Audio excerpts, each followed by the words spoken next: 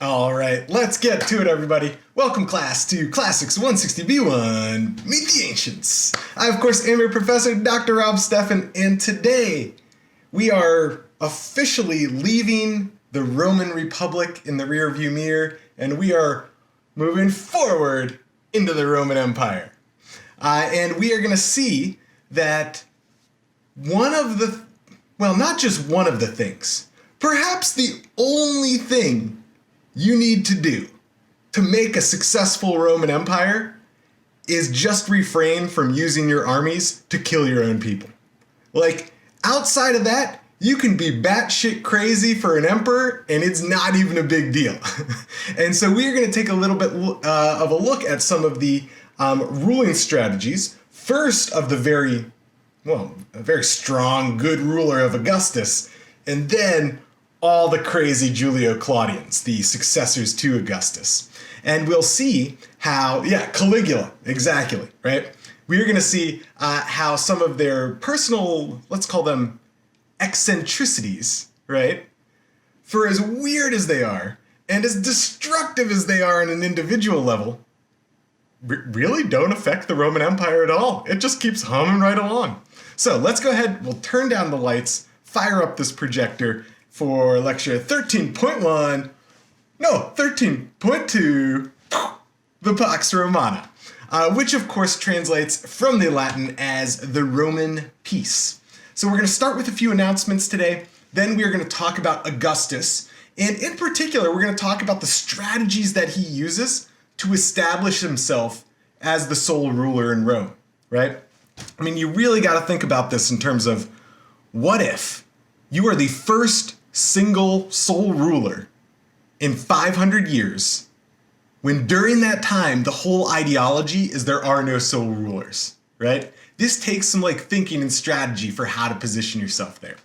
Then we're going to take a look at Augustus' successors, and if we have time, we will just blaze right on through the Roman Empire, and for the latter part of the Pax Romana, we'll do it architecturally, right? So we'll kind of tell the story of the history of the Roman Empire through the material remains that is left, in the city of Rome.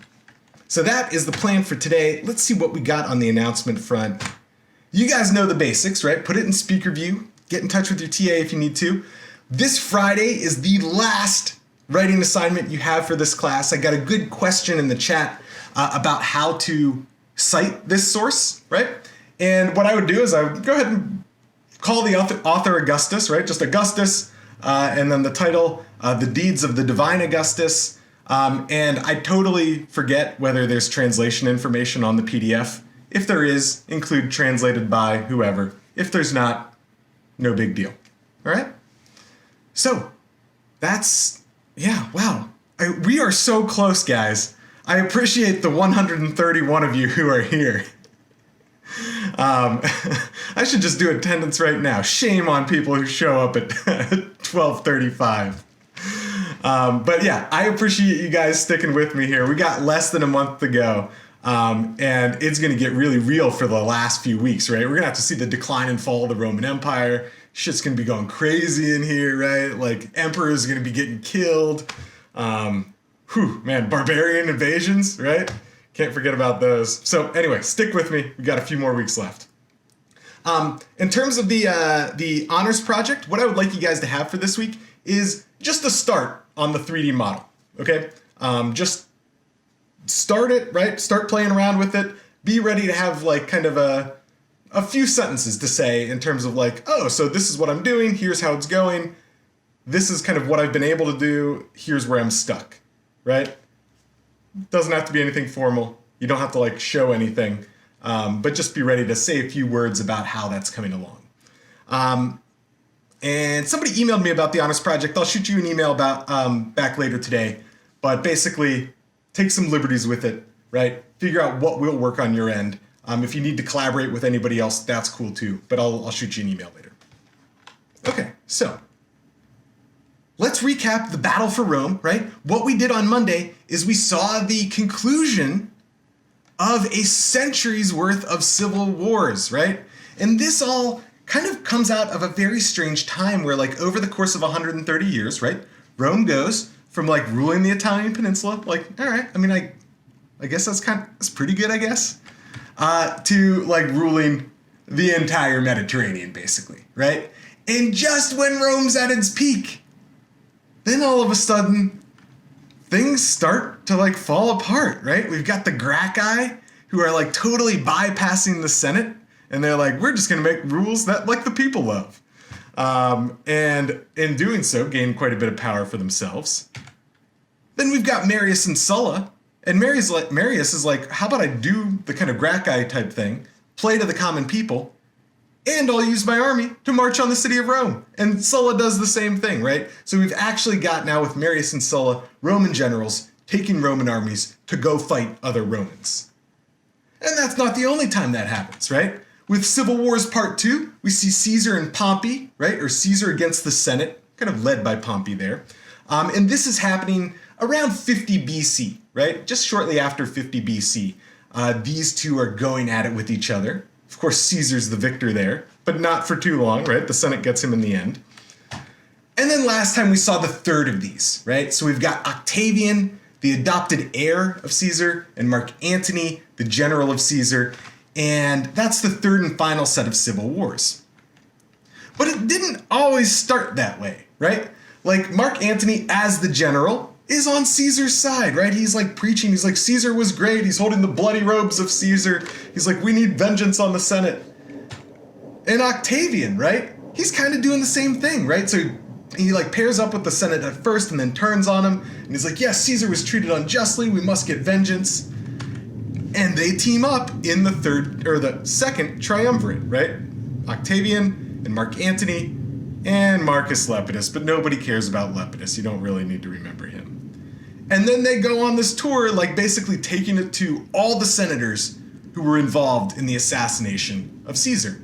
And that comes to a head at the Battle of Philippi in the modern region of Macedon, or Macedonia, in 42 BCE. And in the end of this, right, like Brutus, Caesar's old friend, and one of the ones involved in the assassination, ends up committing suicide. This battle is the end of the senatorial cause, right? The Roman Republic, kind of for all intents and purposes, is done after the Battle of Philippi. But they haven't exactly figured out how this whole thing's going to work yet, right? So what they do, in order to try to avoid conflict, is they divide up the Roman world, right? So Octavian gets the west, Mark Antony gets the east, and poor old Lepidus gets a little bit of North Africa, but honestly, nobody cares about Lepidus. And what they learn from that is there's just no getting around wanting all the power for yourself, right? They tried a strategy, just give people different regions, let them rule as sole rulers in their own regions. It didn't end up working, right? Did anybody like read this book or have this book read to them as a child? And like when I was a kid, we had this book. It was called like If You Give a Mouse a Cookie. And the whole premise of this book, right, is that if you give a mouse a cookie, he's going to want a glass of milk. And if he gets a glass of milk, he's going to want like something else and something else and something else. And such it is, right? It is the exact same with Roman consuls and generals during the late Roman Republic, right? No matter how much power they get or how much glory they get, they will not be satisfied until they are like the sole ruler of Rome, which completely goes against 500 years of Roman Republican tradition that says there should be no sole rulers in Rome. Okay, but after the Battle of Actium, right, where Octavian is able to surround Antony and Cleopatra's ships, they actually kind of escape for a little bit. But Antony has to go back and kill himself. Cleopatra has the poisonous snake bite her, and she dies. And at this point, Octavian controls not only the West, but also the East, and also North Africa. And for the first time in like 500 years, we have got a sole ruler in Rome, right? So starting in 31, that's kind of the big victory. And then Octavian is trying to work things out. Now, Rome at this point gets very, very, very lucky. If like Octavian had the personality of, let's say, like a Caligula or a Nero, there is a very good chance Rome would have just descended into like a fourth and a fifth and a sixth set of civil wars, right? But Octavian's like a pretty smart dude, right? He recognizes, first of all, everybody is sick of war. It's been like 100 years of civil war. Everybody's really, really sick of it, right? And so what he does is he gets up in front of the people and he gets up in front of the Senate and he says, I am restoring the Republic to the way things used to be in the great early days of Rome, right? And the Senate, I am giving you back power to rule justly on behalf of the people. So he's getting up there and he's using all this rhetoric about restoring the Republic and honoring the Senate. And in return, right, what he does is he gets the Senate to give him all the actual power, right? So what they're doing is they're kind of keeping the traditional form and they're changing the substance of it. So actually, there's still like two consuls that rule. Like Octavian's just one of them. It just turns out that the other consul doesn't really do anything. It's just like a symbolic position, right? All the power really is being held by Octavian. And one of the things that happens here is he takes a set of new titles, right? He calls himself the princeps, right? The first citizen. He declines the position of dictator. He's already the imperator, where we get our word emperor. And he's also got the title of Augustus bestowed on him by the Roman Senate, right? So the Senate calls him the Imperator Caesar Divi Filius Augustus. So very literally, right? Like the Imperator, the Emperor Caesar, son of the divine, the Emperor Caesar Augustus, like son of the divine Julius, right? And so he's already kind of marketed himself as the son of a divine ruler. Now, part of what he's got to do is explain everything that just happened, right? Like, he's not a perfect dude. He was just like, first of all, he went to battle against the Senate while he was teamed up with Mark Antony. And then he went in a really long series of wars with Mark Antony. And so Rome has been at war with like Octavian or now Augustus being a big part of it. And he's got to explain why that all happened. And his explanation, he's like, we have lost our morals, right? We have like lost the way of behaving rightly in the world. And so he comes up with a whole new set of moral legislative reform. So the Lex Julia, right, named after the family of the Julii, is this set of kind of moral laws, and it does a couple different things. So part of it is punishing infidelity. Infidelity by women, right? Like, let's not take things too far. Men are still like kind of able to do whatever they want. But what he says men do have to do, they can go visit prostitutes or whatever. That's not a big deal. But they do have to get married, right? So men have to get married according to the new legislation. And the idea here is to build kind of stronger families within the city of Rome. He also, kind of along this line of moral reform, right, takes the title that Caesar had, right, Pontifex Maximus, and makes himself the high priest in all of the Roman world. And in that position, what he ends up doing is reestablishing some of the old religious Roman festivals and some of the sport and spectacle and games that go along with those Roman festivals. So kind of like a message saying we've lost our way, we've become impious, we're not acting morally. Once we fix these things, right, we'll be able to take the dark days of the end of the Roman Republic and put them behind us and start living a new and better life. And he starts building in the city of Rome to commemorate kind of this new era of peace that he's starting. So he builds something over here called the Ara Pacis, which translates as the altar of peace. It's an entirely marble altar that's placed like in the heart of Rome. And the cool thing is like this thing was, I mean, this is a 2,000-year-old altar, right? It's a huge monumental altar.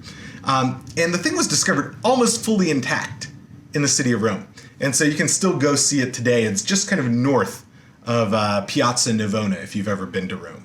But all this sort of imagery, all this kind of floral imagery, kind of highlighting the fertility and wealth of Rome. You've got like symbols going back to the early days of Romulus and Remus. We've got the goddess Peace on there. And so what he's doing is he's symbolically stating, right, the end of civil war in the city of Rome. And he's making it kind of visually impactful so that everybody in the city knows that the wars have come to an end, and that is Augustus, right, who did that. He starts an imperial cult, right? And so the idea of the imperial cult is that you kind of have to worship the emperor. That's kind of the later version of it. What he does is he does something a little bit tricky.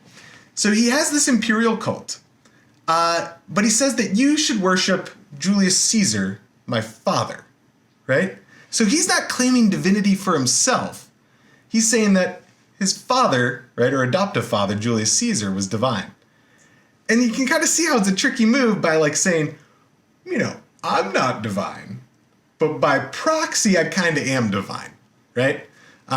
So he's kind of coming up with tricky strategies to highlight the importance of the person of the emperor, while at the same time distancing it just a little bit. One of the things he does, if you remember back to Caesar, right? Remember Caesar built his own kind of forum attached to the forum? Augustus does the exact same. Well, yes, but actually no. Or, well, no, but actually yes. Very much along those lines. Augustus does the same thing. So attached to kind of Caesar's forum and the old Roman forum, Augustus builds his own forum, and you can still go see it in the city of Rome today. And so it's, kind of a marketplace that's open, and at the center of the forum is what you're looking at right here. So these are the remains of a Roman temple, and the temple is to Mars Ultor. And if you remember back to those old Etruscan temples, you can kind of sort of see that here, right? So it would have columns in the front. It's built up on a fairly high pedestal. One of the cool kind of things, you can see the old line of the roof built into the ancient stone here, right? This is an ancient retaining wall.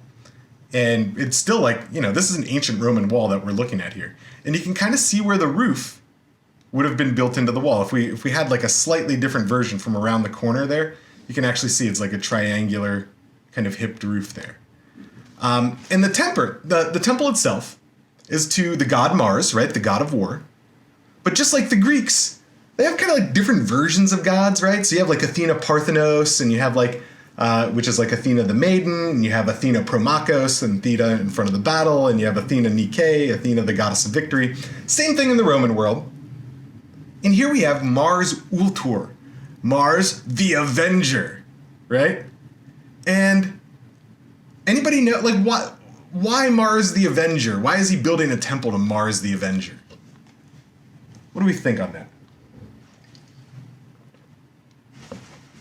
Exactly, Emma. Yeah, that's exactly right. Yeah, for avenging Caesar, right? So once again, he's building into the fabric of the city of Rome like a very big political propagandistic statement that says, like, those senators were wrong. They should not have killed Caesar. Or he built it to stop getting Thanos from getting the Infinity Stones. It's one of the two explanations. Now, as soon as Augustus kind of takes over, he also starts building himself his own tomb. And he's building himself something known as a mausoleum. And we saw way back during the 4th century BC, the mausoleum, or the tomb of Mausoleus at Halicarnassus. This is kind of modeled on that.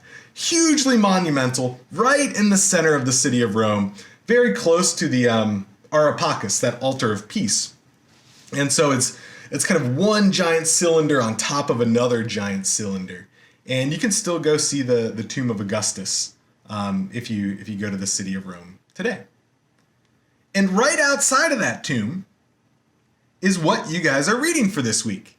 So the Res Gestae Divi Augusti, or very literally the deeds, this is the things having been done, right? Or the things having happened, things having been done of the divine Augustus, right? And so the idea is that he's kind of become divine in his passing. And what he's done is he's written this really, really long list of all his awesome achievements, right? And not only does he put this thing up outside of his own tomb, he puts this up all over the empire, right?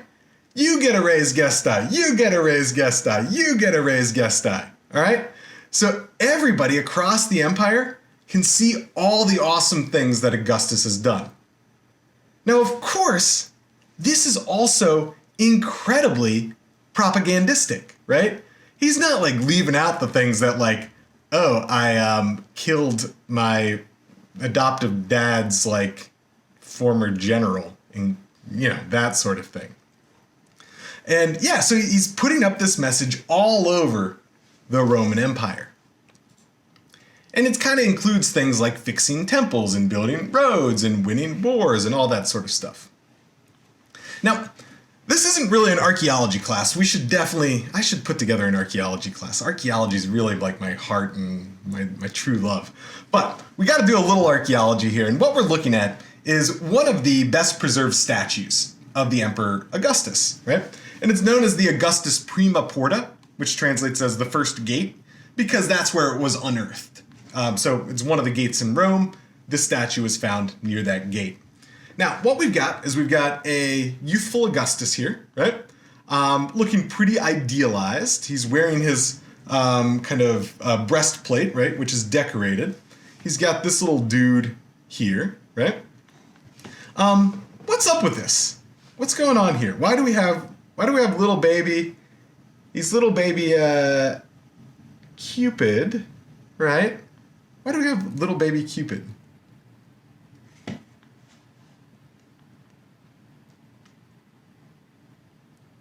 Any thoughts on little baby Cupid? It is kind of a relation to the gods, but how so? What's the connection?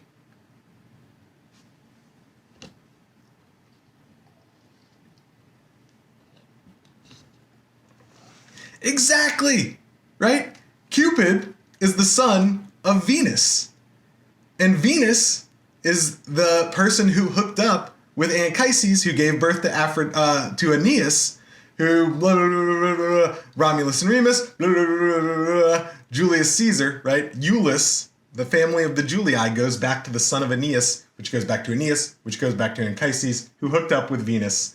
So a very subtle, or maybe not so subtle, little connection to his divine ancestry. Now, let's take a little bit of a closer look here, right? So he's strong and he's militaristic and he's got little Cupid connecting him to his divine ancestry. Let's take a closer look at the breastplate here, right? And what we're looking at here is Augustus right here. And this bearded fellow is one of the Parthians. And what he's holding is the standard of Rome, right? So remember that stick that you hold out in front of battle, right? And it's got the symbols of Rome and it's got the golden eagle on top. And this is the standard, all right, that Marcus Licinius Crassus, that really rich dude who wanted to gain fame in battle but ended up going to get himself killed and lost the Roman standard to the Parthians, he ended up going back and getting that from the Parthians and defeating them and then displaying that on his breastplate. Somebody had a good question in the chat here. Can we talk about the fact that these statues used to be painted? And they did used to be painted, right? So this idea of the kind of whitewashed statue it kind of comes about in the early modern period, and it's actually kind of sad because they actually for a while started scrubbing all the like ancient statues, any of the ones that had some sort of paint left on it, they would like get rid of that paint and like scrub them white. And most of them are pretty faded already, but these would have been painted in antiquity, and they kind of like go against our modern aesthetic. But you can kind of see over here. Let's see if this works. What something like this might have looked like in antiquity, which again, it looks very strange for our modern aesthetic, but these would have been painted to highlight the different kind of attributes and details of the statue.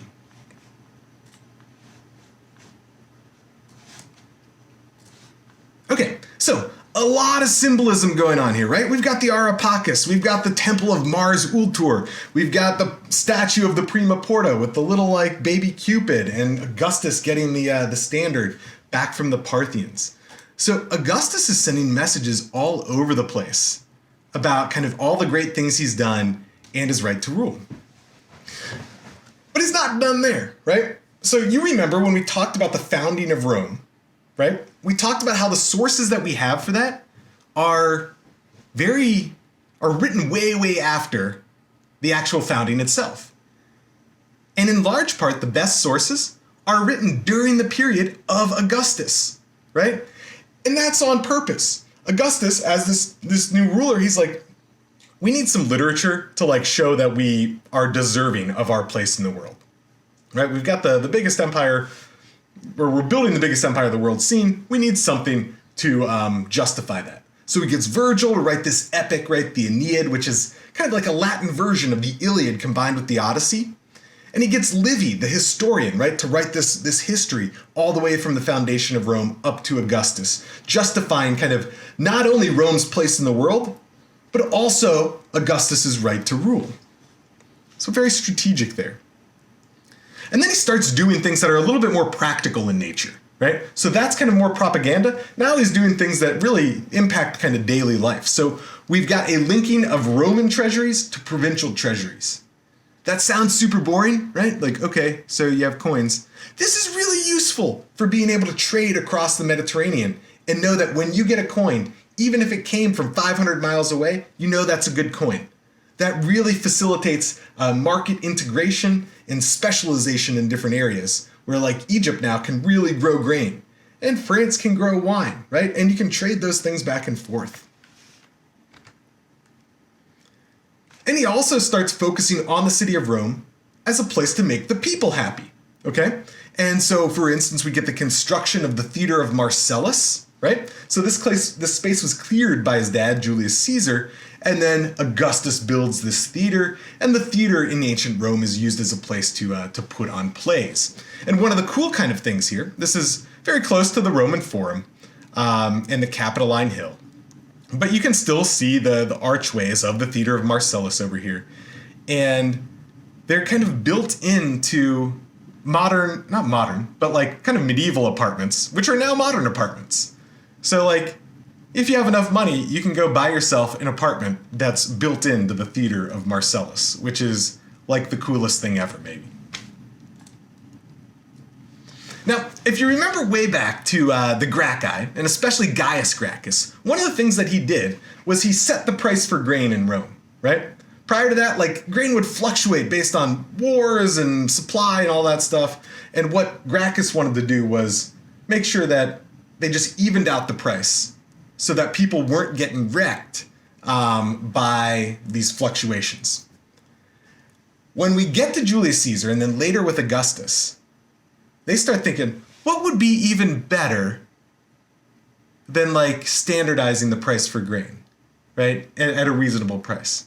And they're like, what if we just gave away the grain for free? People would love that, right? So we get this thing called the Anona, which is a standard amount of grain kind of each week or each month for citizens who live in the city of Rome. Right? So people who live in the city of Rome get this grain dole, and later on it goes on to include things like olive oil as well. So Augustus increases this and feeds the people of the city of Rome. So when we look back at Augustus, right? Remember we started with that issue. How do you justify your right to rule as an individual when for 500 years the rule has been no individuals ruling, right? So first of all, what you do is you say on the surface, I'm not the sole ruler, right? I restore the republic. The Senate is great. Even though really you are the one with all the power. Then you send propagandistic messages, right? You build the altar of peace. You build the temple of Mars Ultor. You have people writing things like the Aeneid in Livy's history of Rome. You have things like the Prima Porta statue, right? In many different ways, visual, literary, you are establishing Rome's greatness, you are establishing new peace, you are establishing your right to rule. And then finally what you do, right, is you enact a series of kind of practical measures that actually help people, right? So linking up economic markets, giving out grain, that sort of thing. And for all these reasons, right, Octavian, who became Augustus, is an incredibly, incredibly successful first ruler of Rome, right? So he wins that battle in 31 BC. In 27 BC, that's when the Roman Senate gives him the title of Augustus, and he rules all the way until 14 AD or 14 CE. And so what that means is based on how you kind of judge his rule, Augustus has ruled for like 4 decades. It's a really long time. So now let's see what happens after Augustus. So the name of the family, let's focus on that. So the Julio-Claudians, it's kind of a merging of 2 families, right? So the Julii, right, the family that Caesar was a part of, with the Claudii, right, or the Claudians. And so it's people from these 2 families who intermarry that produce this kind of first dynasty almost of Roman emperors, right? So Augustus dies in 14 AD, 14 CE. He's ruled for 41 years at this point, and he has no sons, right? And so he's got to adopt his grandnephew as the new kind of ruler, right? So this process of adopting somebody to be your successor. And one of the things here that's worthwhile to mention is that in addition to all the things we just talked about, one of the reasons that this new Roman Empire is successful is simply because of how long Augustus lives and rules, right? The fact that he's able to live and rule for 41 years is incredibly important. What this means is, okay, when he starts taking over, they'd just been through a series of civil wars, so things are kind of now peaceful in the city of Rome. And by the time he dies, there are very few people left alive, right? He's just ruled for 40 years. Lifespans are generally short. There are very few people left alive who basically remember the way it was before, right? Who remember the Roman Republic functioning as a republic where consuls ruled and that sort of thing.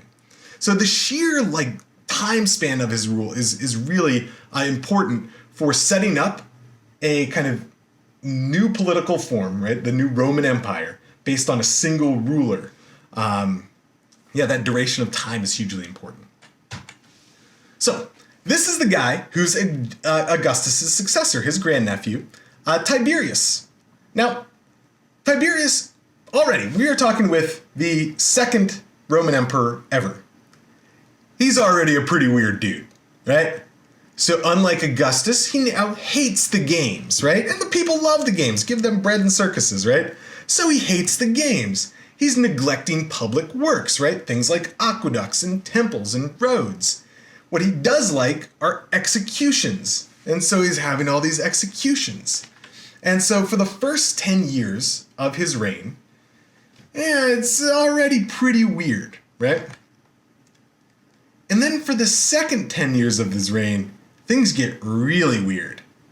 So first of all, he becomes incredibly paranoid that somebody's out to kill him, right? And as a result, he leaves the city of Rome. And what he does is he goes down to the island of Capri, right? So this is now one of the very famous islands on the Bay of Naples where you go to do shop at Gucci and Fendi and all these fancy stores, right? But on one corner of the island, Tiberius has built his villa, and you can still go visit his villa there today. And he just lives there for the second half of his rule. There he becomes an incredibly heavy drinker. There are all sorts of super messed up stories about him bringing young boys into the villa, and then they swim around together, and he calls these boys his minnows, and they does really terrible things. He's incredibly paranoid, and he's scared of the elements, so he's always cowering whenever there's thunder. He hates fish. He doesn't like to be around fish. So Tiberius already, within, this is the second Roman emperor. He's a super weird dude. But guess what? Crazy dude? No problem at all. The Roman Empire as a whole, it's never been stronger, right? It's never been bigger. We got all of Gaul and Spain. We've got all of almost all of modern day Turkey. We've got Greece. We've got North Africa. We've got Egypt. The Roman Empire as a whole is doing just fine. Now, it's also worthwhile to bring up here that it's during the reign of Tiberius that there's a young man over in this part of the world over here who ends up being crucified sometime around 30 CE, 30 AD. He was born under the reign of Augustus, crucified under the reign of Tiberius, and at the time, right, this was not a big deal within the Roman Empire. But within several centuries, this is going to become a really big deal, all right, as Christianity kind of starts out as this really weird religion where people are like, you eat the body of your god and you drink the blood of your god, to the main religion in Rome, right? So just kind of keep that in the back of your mind, that this is something happening in the reign of Tiberius. It's going to come to be a very big deal over the next couple centuries. All right, so Tiberius was very paranoid, kind of sort of terrible, really weird and paranoid, just leaves the city of Rome. That's nothing compared to Caligula. So our next guy, Caligula, only rules for 4 years. He gets the name Caligula. It's a nickname. His real name's Gaius. But his nickname Caligula means little boots, because he would walk around when he was a tiny little kid in the little military camps, and he'd wear these little military boots when he was just a little kid. Very cute. Anyway, unlike Tiberius, he loves the games, right? And he's throwing all sorts of banquets for the people and all sorts of stuff, giving the people what they love. And then at some point in the middle of his reign, things go really, really bad, right? Some people say that he got sick and kind of mentally ill and never recovered. But he goes around, he starts chopping off the heads of statues of the gods and replacing them with his own head. He starts making out with his own family and then killing his own family. He is the first to just very clearly state, in case you guys are confused, I am indeed a living god. Let's get that clear. So he's starting to lose it. He, remember how I said that there still is the other consul, right? There's the emperor who's a consul as well, and then there's a second one, even though it's a symbolic position. Caligula decides to take his favorite horse, this guy Incitatus, and attempts to make him consul, and then have him become a senator afterwards. And so we are talking, this is now, the third Roman emperor? We are not very far into Roman emperors, and they are now batshit crazy, right? And it gets so bad that eventually the Praetorian Guard, the people whose job it is to protect the emperor, they have killed the emperor. They're the ones who conduct the execution. Now this is the guy who takes over, this guy Claudius. Now during the execution, Claudius is related to Caligula, and he's like, oh my god, the Praetorian Guard has come for me as well. And so what ends up happening here, right, is that he hides. He hides in a closet, right? And he's like, don't kill me, don't kill me. And then in that closet, the Praetorian Guard opens the curtain and they look in and they find him. And they're like, you're the new emperor. And so now Claudius is the emperor. He doesn't want to be emperor. He's got a terrible stutter. He has a bad leg. He's kind of gimpy. What he really wants to do with his life is be a historian. That's his goal in life, is to be a historian. And he writes a 13-volume thing of Roman history. And it turns out that he's also a weird dude, but not in the same way as Tiberius and Caligula, right? So he doesn't want to be emperor. For Rome, it works out pretty well. For Claudius himself, his relationships do not work out very well. So he's got 3 different wives. The first wife very, very openly cheats on him, right? And makes fun of it. And everybody in the royal family is talking about it. And he's getting cheated on. to the point where eventually he has to be like, all right, I can't be with you anymore. Then his second wife, like, kind of physically abuses him, apparently. And then he's got to get rid of her. And then his third wife, she's the worst of all. Not only does the third wife cheat on him in a very public way, she also poisons and kills him. Poor Claudius. The guy wants to be a historian. He kind of stutters. His wife's cheating on him. His wife's killing him. Yeah, he can't catch a break. Now, during this time, once again, when you look back and you step back at the Roman Empire, Rome is booming. It's under Claudius that Britain actually becomes a part of the Roman Empire for the first time, and it stays a part of the Roman Empire for like 400 years. But Claudius is poisoned by his wife. And it was via these like tainted mushrooms that he ends up eating. And Claudius ends up dying. And the thinking here is that the wife did this to him so that she could ensure that her son would become the next emperor of Rome. And that son is this guy with the sweet neck beard, right? Our guy, Nero. So Nero's mom kills Claudius so that he can be emperor. He's got a sweet neck beard. And he's got some very serious, like, mommy issues, as you might, like, expect from, like, you know, your mom killing the former emperor to make you king. What he loves more than anything is Greek theater, right? He loves, like, playing the lyre and performing for people. He really wants to be a singer and an actor. Things that are, like, not considered particularly good professions. In the ancient Roman world. But this is what Nero wants to do. And what you're looking at is a picture of Rome burning, right? And the classic story of Nero fiddling while Rome burned, right? Singing while Rome burned. Now, we don't know whether that actually happened or not. Although rumors start to spread that it actually was Nero who, like, started the fire. And it's in this kind of central area of Rome. It's a really bad fire. Because what he does with the area that burned afterwards, right, after the area that burns, he just takes that whole area and builds himself an enormous mansion called the Domus Aurea, or the House of Gold. Yeah, Nero started the fire. And he's got a big colossus of himself over here.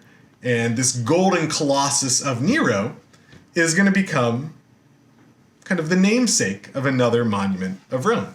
So he builds this giant monument to himself, right? This huge house. Apparently, this round room, it's like it's a room that could rotate, and it'd be like a rotating restaurant almost. And they just like rediscovered this like a decade or so ago.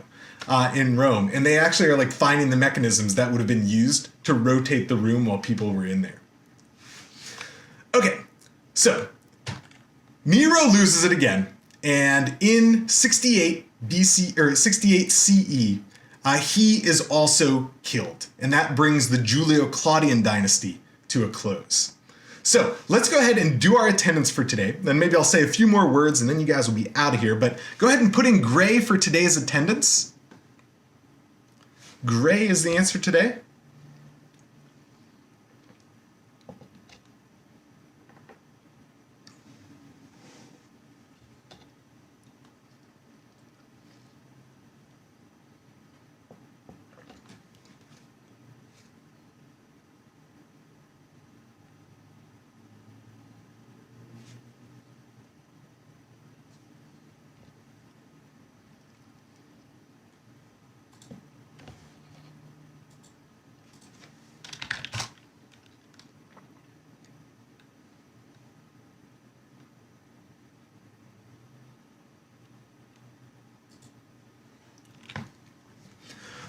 So I think rather than starting the kind of architecture section, let's save that for Friday. And what we'll do on Friday, a couple things. So we'll do the kind of run through on architecture.